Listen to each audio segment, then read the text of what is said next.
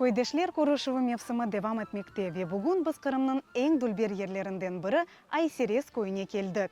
Adet üzere Ayserezliler ve onlarının nesilleri kadimi cami yanında toplanalar.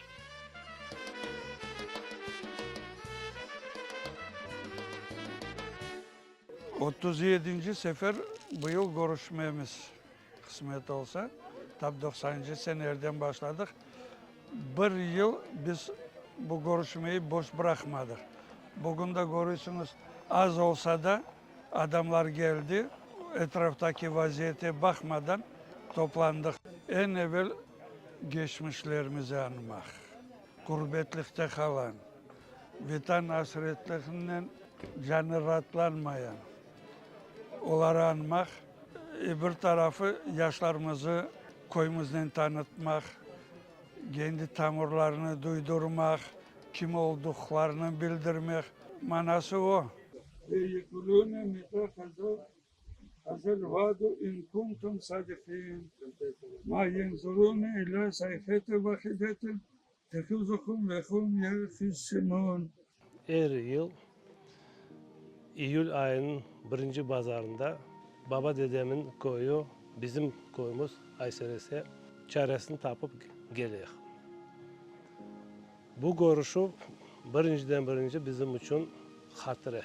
Kart babam, kart anam, soy akrabam, yaşlığımızda, sürgünlükte vatan için aytkan bütün sözler bizim kanımıza kuyup vatanperverlik duygusunu yaratıldı.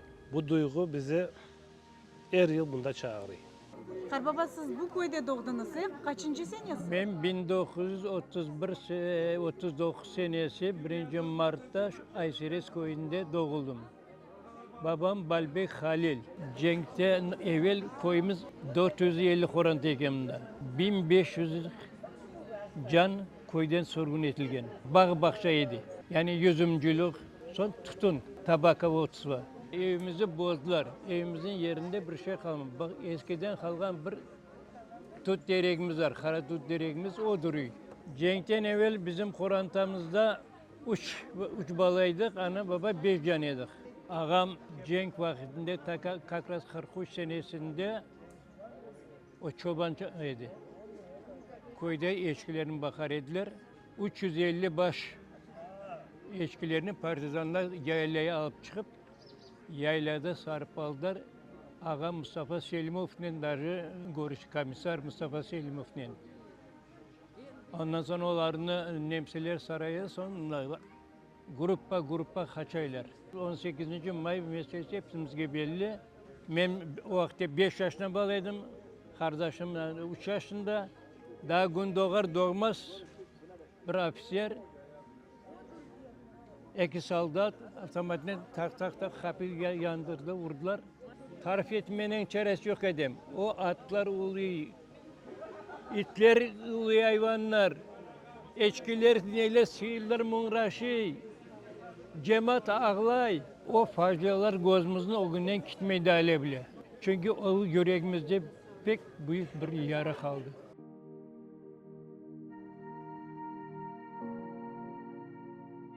Anam evi bu anam doğduğumunda 1923 senesi soyadları kiteredi. Esepkar Mustafa dedem işte evi bu anam Fatime ana adı. Hepsi tüler Samarkand'da.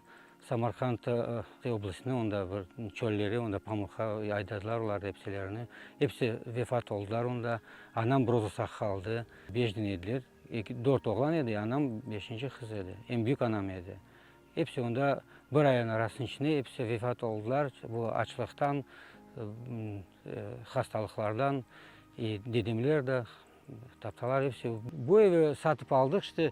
Şimdi planımızda bunların bir restorasyonu yapıp bu dedem kurdu o evin ellerinden bu evini biz bunda ifak olanda bizi getirdiler, anam babam getirdiler, gösterdiler. Biz bunda bu Kazaklar yaşayanda biz bunda bir gece yatıp çıktık, onlar giberdiler bizim bunda. Bu bizim tarihimiz, bu bizim vatanımız, bu bunda doğdu, bu anam doğdu, bu öyle bir nasıl Rusça aytkan gibi duhovni подъем, enerji bundan hepsi bundan gelişti.